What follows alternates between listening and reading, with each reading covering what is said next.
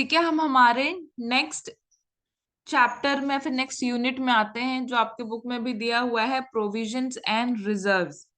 ठीक है, provisions and reserve, इसे हम लोग थ्योरेटिकली पढ़ेंगे, इसका हम लोग प्रैक्टिकल अप्रोच नहीं पढ़ेंगे, इसका सिर्फ हम लोग थ्योरेटिकल पार्ट को देखेंगे।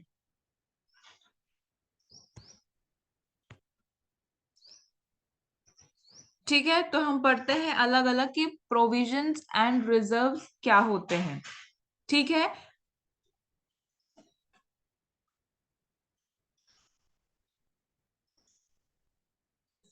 ठीक है, there are certain expenses losses which are related to the current accounting period but amount of which is not known with certainty because there are not yet incurred। ठीक है, तो ये प्रोविजंस, इसका बोलने का मतलब है कि जैसे हमारा अकाउंटिंग पीरियड हमारा चलता रहता है, ठीक है, खर्चे या लॉसेस तो हमारे अकाउंटिंग पीरियड में होते ही हैं, लेकिन हम ऐसे एक्सपेंसेस या ऐसे लॉसेस की बात कर रहे होते हैं जिस जो अभी तक हुए नहीं होते हैं, या तो फिर वो हमको पता नहीं होते हैं। ठीक है, it is necessary to make provisions for such items for ascertaining the true net profit. ठीक है, तो ऐसे लॉसेस या ऐसे एक्सपेंसेस जो अभी तक हुए नहीं है, या तो फिर जिसके बारे में हमको पता नहीं है, हमको उसके लिए पहले से एक प्रोविजन बनाना पड़ता है ताकि हमको नुकसान ना हो और हम ट्रू एक नेट प्रॉफिट तक हम पहुंच सके। ठीक है, यहाँ पे जैसे दिया है, for example, a trader who sell on credit basis knows that some of the debtors of the current period would default and would not pay or would pay only partially. It is necessary to make into account such an expected loss while calculating true and fair profit and loss। Example ये बोलता है, जब कोई trader या फिर जब कोई दुकानदार क्रेडिट बेसिस में उधार में कोई डेटर को, डेटर यहाँ पे मतलब जो चीज उधार में खरीदता है, ठीक है, उसे हम डेटर बोलते हैं, वो अगर कुछ चीज उधार में लेके जा रहा है तो जो बेच रहा होता है, वो अपने दिमाग में कहीं ना कहीं बैठा लेता है या उस करंट पीरियड में कि या तो ये डिफॉल्ट हो जाएगा, या तो ये मुझे पैसे देगा नहीं, या तो ये हमको आधा पैसा देगा। ये उसके दिमाग में रहता है, तो उसका तो नुकसान है। तो उस नुकसान को पहले से भापते हुए या फिर उस नुकसान को होने से पहले वो क्या करता है, एक प्रोविजन बना लेता है अपने लिए, ताकि उसे नुकसान ना हो और वो ट्रू नेट वैल्यू या फिर फेयर प्रॉफिट या लॉस वो अपना कैलकुलेट कर सके। ठीक है, ये प्रोविजन समझ में आ गया। प्रोविजन क्या होता है कि फ्यूचर में या फिर होने वाले या अभी तक नहीं हुए लॉसेस और एक्सपेंसेस को कवर करने के लिए हम प्रोविजंस बनाते हैं। ठीक है, प्रोविजन समझ में आ गए।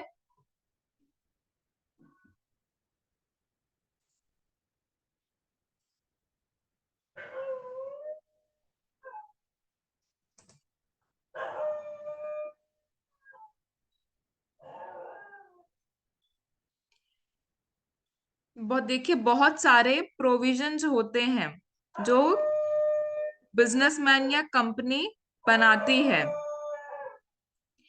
ठीक है, मैं एक एग्जांपल आप लोग को बताती हूँ।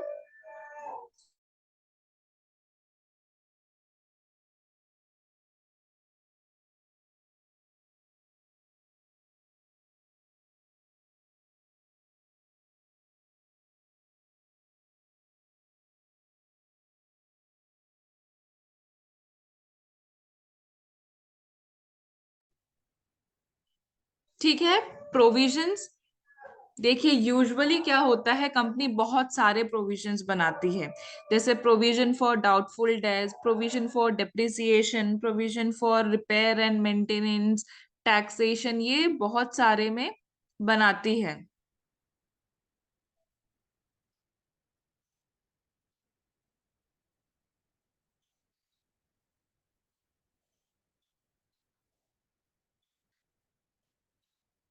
ठीक है, तो एक एग्जांपल मैं बताती हूँ।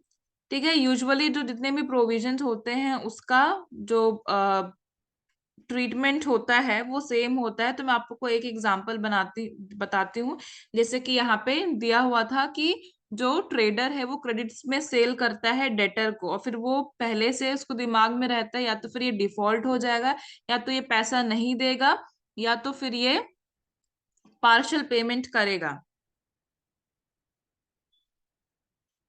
ठीक है, तो ऑलमोस्ट सभी जितने भी प्रोविजंस होते हैं उसका अकाउंटिंग ट्रीटमेंट सेम होता है। ठीक है, तो हम लोग पढ़ते हैं provision for doubtful debts. Provision for doubtful debts के बारे में हम लोग पढ़ते हैं। देखिए यहाँ पे जो ये डेटर है, डेटर का मतलब यहाँ पे वो होता है जो किराए से चीजें खरीदता है, क्रेडिट में चीजें खरीदता है, उसे बोलते हैं अपन डेटर। क्योंकि वो लायबल होता है कि वो इन फ्यूचर जो वो किराए से लिया है उसका वो पैसा उसे, जिससे खरीदा है उसे वो दे दे। ठीक है, तो यहाँ पे जब हम डेटर के बारे में पढ़ते हैं या फिर हम प्रोविजंस के बारे में पढ़ते हैं,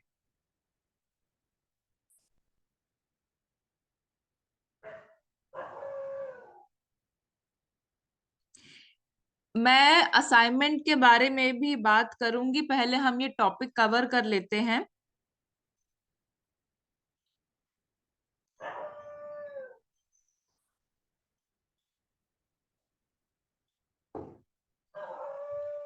ठीक है, तो जो डेटर के बारे में हम बात कर रहे थे, जैसे तीन टाइप के डेटर, मतलब तीन तरीके से हम डेटर को समझते हैं।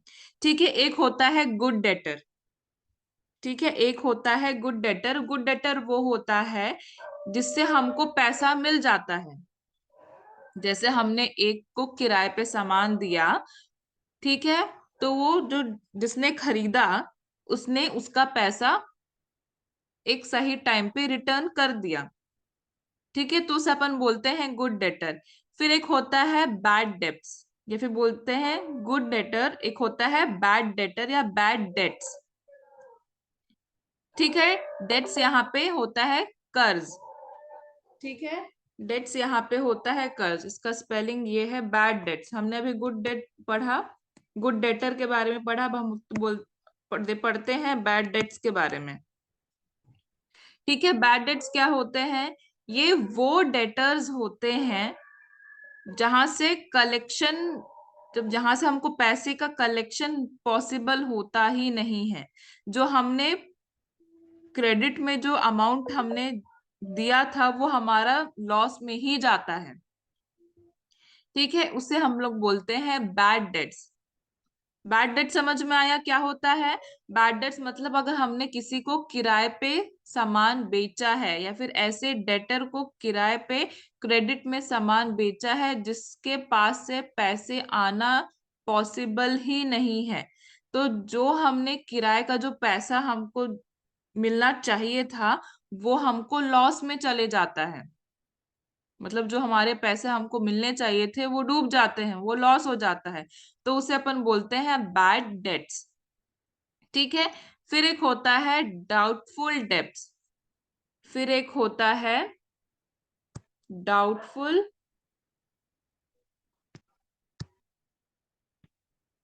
Doubtful debts. ये क्या होता है? ये वो टाइप के डेटर्स होते हैं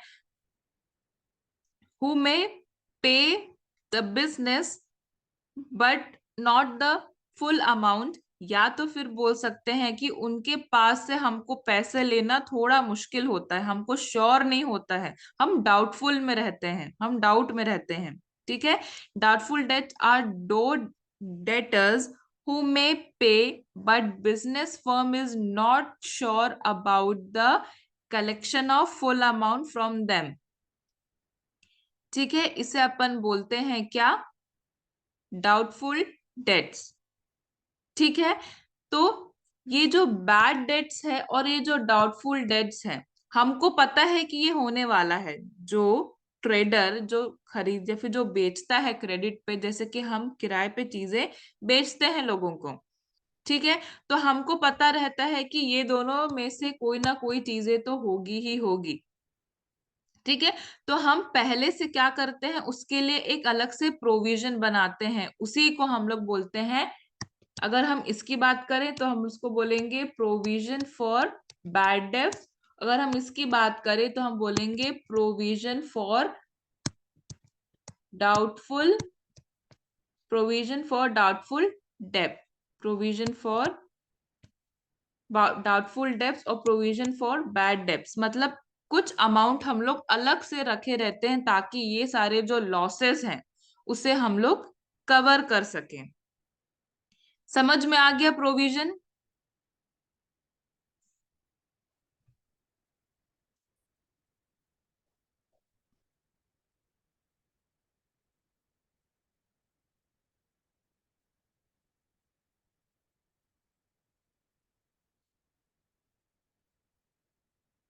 ठीक है, और जितने भी टाइप के प्रोविजंस होते हैं, ठीक है, जितने भी टाइप के प्रोविजंस होते हैं, इन उनका भी ट्रीटमेंट ऐसे ही होता है। ठीक है, जैसे कि अगर हम लोग मान लीजिए डेप्रिसिएशन की बात करें, प्रोविजन फॉर डेप्रिसिएशन, मान लीजिए कि अगर हमारा डेप्रिसिएशन वैल्यू लगते ही जा रहा है और हमारी जो कंपनी की, सॉरी, जो हमारे जो एसेट की वैल्यू है वो इतनी डिक्रीज हो गई है कि हमको डेप्रिसिएशन ज्यादा पड़ रहा है और हमारी मशीन की वैल्यू कम है, मतलब हमको नुकसान हो ही रहा है, तो उस नुकसान को कवर करने के लिए हम पहले से उसका प्रोविजन बनाते हैं। ठीक है, मैं फिर से समझा रही हूं कि देखिए डेटर्स क्या होते हैं। ऐसे डेटर्स वो होते हैं जो क्रेडिट में चीजें खरीदते हैं। ठीक है, क्रेडिट में चीजें खरीदते हैं। ठीक है, तो उनमें दो केसेस होता है, उनका जो पैसे रिटर्न करने के दो चांसेस हो सकते हैं। या तो वो पूरा पैसा नहीं देंगे, ठीक है, उसको अपन बोलेंगे बैड डेट्स, मतलब वो पैसा मिलना इम्पॉसिबल ही नहीं है। डाउटफुल डेब्ट्स क्या होता है कि हम श्योर नहीं होते कि वो हमको पैसे देंगे कि नहीं देंगे, वो पैसा हमको वापस लौटाएगा कि नहीं लौटाएगा, वो डेटर हमको पैसा लौटाएगा कि नहीं लौटाएगा। ये चीज हमको पहले से पता होती है जब हम चीजें क्रेडिट में या किराए में बेचते हैं। ठीक है, तो अगर हमको पैसा नहीं मिला, मान लीजिए बैड डेट्स हो गया, हमको पैसा नहीं मिला, तो हमारे लिए तो नुकसान है, हमारे लिए एक लॉस है, क्योंकि हमने जो किराए में हमने जो दिया, हमको उसका पैसा नहीं मिला, तो हमारे लिए तो नुकसान है। तो उस नुकसान को कवर करने के लिए हम पहले से एक प्रोविजन बना लेते हैं। प्रोविजन बना लेते हैं का मतलब एक अमाउंट हम पहले से रखे रहते कि ये फ्यूचर हमको ये प्रोविजन को कवर करने में हमको हेल्प करेगा, तो हमें थोड़े से पैसे हम अलग से निकाल के रख लेते हैं। उसी को हम लोग बोलते हैं प्रोविजन, प्रोविजन को अलग से निकाल के रखना। ठीक है, समझ में आ गया?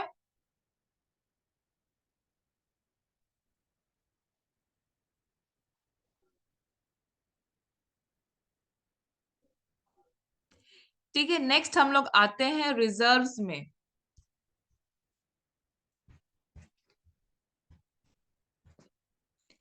नेक्स्ट हम लोग आते हैं रिजर्व्स में। रिजर्व्स क्या कहता है? अपार्ट, रिजर्व्स क्या है? Apart of, apart of profit may be set aside and retained in the business to provide for certain future needs like growth and expansion, or to meet future contingencies such as workman compensation। ठीक है, reserves पढ़ने में ही समझ में आ रहा है कि reserves एक पार्ट होता है हमारे प्रॉफिट का। ठीक है, पार्ट होता है हमारे प्रॉफिट का जिसे एक बिजनेसमैन थोड़ा सा साइड रख लेता है, बिजनेस में रिटेन करके रख लेता है, ताकि कोई फ्यूचर में हमको जरूरत पड़ सके, या तो फिर अगर हमको हमारे बिजनेस का एक्सपेंशन करना, या तो ग्रोथ करना, या तो फिर कोई फ्यूचर कंटीजेंसीज है उसे क्या करने के लिए, फुलफिल करने के लिए। ठीक है, समझ में आया?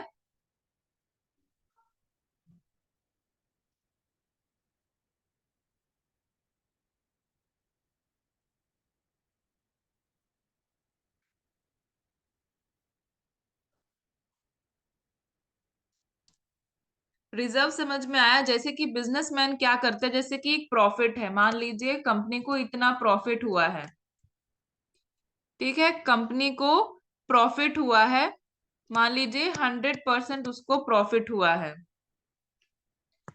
100% प्रॉफिट हुआ है। तो बिजनेसमैन ने क्या किया, इतना हिस्सा उसने अलग से रख दिया। मान लीजिए ये 20%, ये 10, ये 100% है, इसका 20% उसने अलग से निकाल के रख दिया। ये जो 20% है उसने अलग से निकाल के रख दिया। बोला कि ये मैं अलग से बिजनेस में इतना हिस्सा, थोड़ा सा पैसा बिजनेस में रखूंगा, ताकि अगर मुझे बिजनेस में अगर कुछ फ्यूचर में कुछ काम हो जाए, या तो फिर मुझे अपना बिजनेस को बढ़ाना हो, तो मैं यही पैसा यूज करूंगा। बाकी का जो रिमेनिंग 80% है, बाकी का रिमेनिंग ये जो 80% है, उसे मैं क्या करूंगा, सैलरी दे दूंगा, वेजेस दे दूंगा। अगर कुछ मेंटेनेंस रिपेयर वगैरह है, छोटे मोटे जो खर्चे हैं, वो सब मैं कर लूंगा। लेकिन ये जो 20% है उसे मैं कंपनी में बचा के रखूंगा एज अ रिजर्व। समझ में आ गया?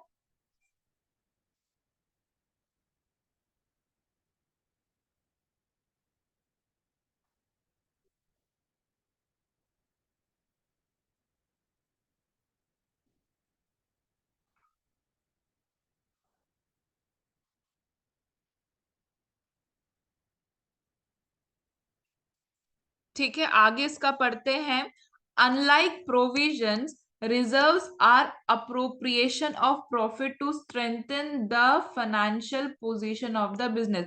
अप्रोप्रिएशन का मतलब होता है बंटवारा, ठीक है। तो ये प्रोविजन से अलग है। कैसे? क्योंकि प्रोविजन, रिजर्व क्या है, जो प्रॉफिट होता है उसी का एक अलग सा क्या होता है, हिस्सा ही होता है। जैसे कि मैंने यहाँ पे बंटवारा बताया, कितना प्रॉफिट हुआ, लेकिन 80% यहाँ गया और 20% यहाँ गया, तो एक प्रॉफिट का क्या है, एक बंटवारे का पार्ट ही है, जो स्ट्रेंथन करता है financial position of the business.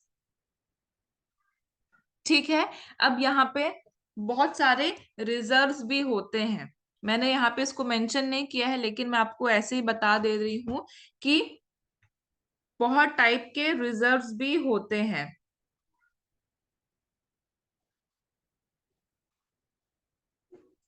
ठीक है, दो टाइप के रिजर्व्स होते हैं, तब और क्लासिफाई किया गया। सबसे पहले हम दो रिजर्व्स के बारे में बात करते हैं। सबसे पहला रिजर्व है जनरल रिजर्व।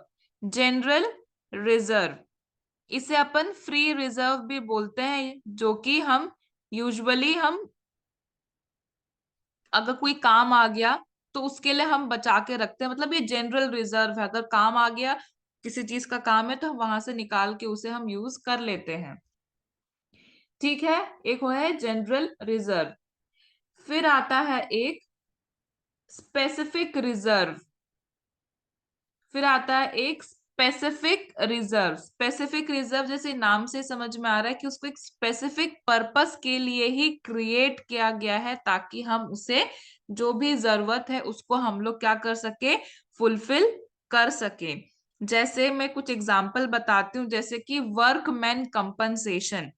जैसे कि वर्कमैन कंपनसेशन क्या होता है, जैसे कि अगर हम किसी कंपनी में लोगों को काम में रखते हैं, ठीक है, अगर मान लो उनका कोई एक्सीडेंट हो गया, तो वो क्लेम करते हैं अपने नुकसान के लिए।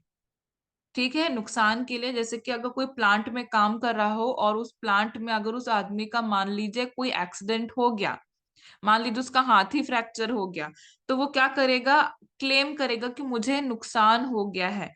तो कंपनी एक अलग से एक स्पेसिफिक फंड बना के रखती है, फिर अलग से स्पेसिफिक रिजर्व बना के रखती है, ताकि ऐसे सिचुएशन में क्या किया जा सके, जिसको नुकसान हुआ है उसे कुछ कंपनसेट कर सके, उसे कुछ पैसे दे सके, जो उसको नुकसान हुआ है।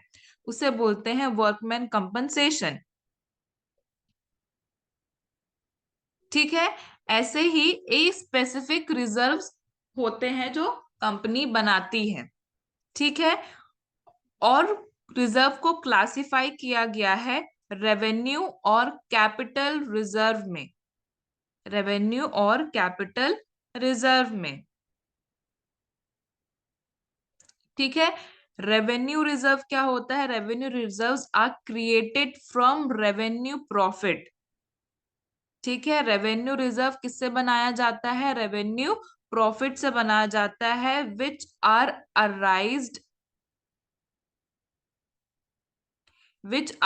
arised out of the normal operating activity of the business। यहाँ पे रेवेन्यू प्रॉफिट से क्या मतलब है? जब भी अगर कंपनी जो काम, जिस काम के लिए कंपनी बनी या फिर जो काम कंपनी करती है, उसका जो नॉर्मल ऑपरेटिंग या फिर जो एक्चुअल काम करते हुए जो पैसा कमाती है ना। मान लीजिए कंपनी है, कंपनी जूता बनाती है, तो जूता बेच के उसको क्या मिला है? प्रॉफिट मिला। या तो फिर बोल सकते हैं कि जूता मैन्युफैक्चर करने से उसको प्रॉफिट मिला है, तो उससे अपन बोलेंगे रेवेन्यू प्रॉफिट। और रेवेन्यू प्रॉफिट से ही हम क्या बनाएंगे? Revenue reserve. ठीक है। नेक्स्ट होता है एक कैपिटल रिजर्व। ठीक है। कैपिटल रिजर्व हम बनाते हैं कैपिटल प्रॉफिट से। कैपिटल प्रॉफिट क्या होता है? जब भी हम कंपनी चालू करते हैं, हम जितने भी पार्टनर्स हैं, मान लीजिए हम लोगों ने 5 मिलके क्या किया, कंपनी स्टार्ट की, तो पांचों लोगों ने अपने अपने कैपिटल लाए। तो उस कैपिटल से हम कुछ अमाउंट को क्या कर लेते हैं? अलग से रख देते हैं, जिसे हम बोलते हैं कैपिटल रिजर्व। ये कंपनी का जो नॉर्मल ऑपरेटिंग एक्टिविटी है उससे पैसे नहीं आते हैं। रेवेन्यू प्रॉफिट से जो हम कंपनी का जो नॉर्मल ऑपरेटिंग एक्टिविटी होता है उससे पैसे आते हैं। लेकिन कैपिटल प्रॉफिट कैसे आते हैं? जब हम कंपनी चालू करते हैं, तो जितने लोग साथ में मिलके कंपनी चालू कर रहे हैं, उसमें से कुछ हिस्सा हम पहले ही अलग रख लेते हैं, ताकि हम कोई कंटीजेंसी को फेस कर सकें।